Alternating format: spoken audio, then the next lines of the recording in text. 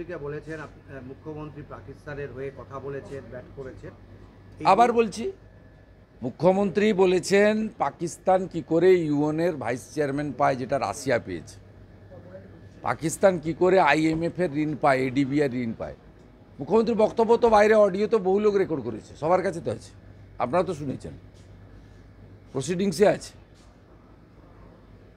এটার মধ্য দিয়ে কি এসবের সঙ্গে ভারতীয় সেনাবাহিনীর সাফল্যর সম্মান জানানো বা পায়েলগামে হিন্দু চিহ্নিত করে খুনের সঙ্গে আইএমএফের ঋণ, ইউএনের ভাইস চেয়ারম্যান, এশিয়ান ডেভেলপমেন্ট ব্যাংকের ঋণের কি সম্পর্ক আছে বলুন তো?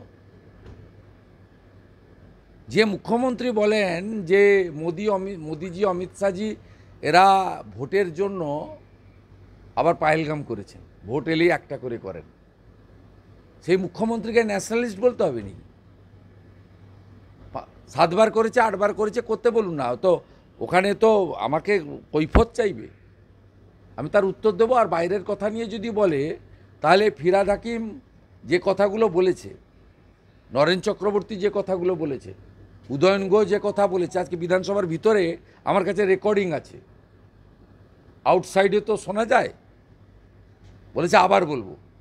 মুখ্যমন্ত্রী যে কথা মাননীয় প্রধানমন্ত্রীর ব্যক্তিগত জীবন নিয়ে, তার প্রাক্তন মানে তার ফ্যামিলি নিয়ে যে কথাগুলো বলেছেন, সে কথাগুলো তো উনি বাইরে বলেছেন। এই স্পিকার কত রকম কথা বলেন। স্পিকার বলছেন আপনার বক্তব্য যদি দেখানো হয় তাহলে প্রিভিলেজের আওতায় বা বিধানসভার আওতায় মিডিয়াও চলে আসবে। আজ স্পিকার বলছেন যদি আপনার এই বক্তব্য দেখানো হয় খুব যাচাই করে দেখবেন, না হলে মিডিয়া ও সব ধমকানি ওনার দেখা আছে, ওনার তো আর 6 মাস আছে, সব ধমকানি দেখিয়ে কোনো লাভ নেই।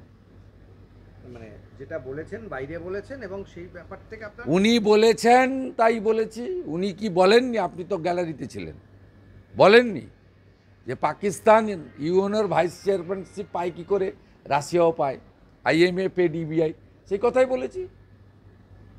যে ব্যাটিং করছে দেশের শত্রুর হয়ে, এসব কথার সঙ্গে এই রেজুলেশনের কী সম্পর্ক আছে? ওরা তো প্রিভিলেজ করলে আমাকে প্রশ্ন পাঠাবে, প্রমাণ তো করার দায়িত্ব ওদের, আমি উত্তর দেবো। কালকে 11টা তো এগুলো নিয়ে না, আমি কালকে 11টায় আসবো না। কিন্তু স্পিকার রুলিং দিয়ে দেবেন 11টা। তো রুলিং দিবে, প্রিভিলেজে পাঠাবে, প্রিভিলেজ কমিটি তো আমাকে পাঠাবে। আপনি কি নতুন দেখছেন নাকি? 7 বার করেছে, 8 বার, কী হয়েছে? এদের দম সব জানা আছে। চোর মমতাকে একবার হারিয়েছি নন্দীগ্রামে, আবার হারাবো, যেখানে দাঁড়াবে সেখানে হারাবো।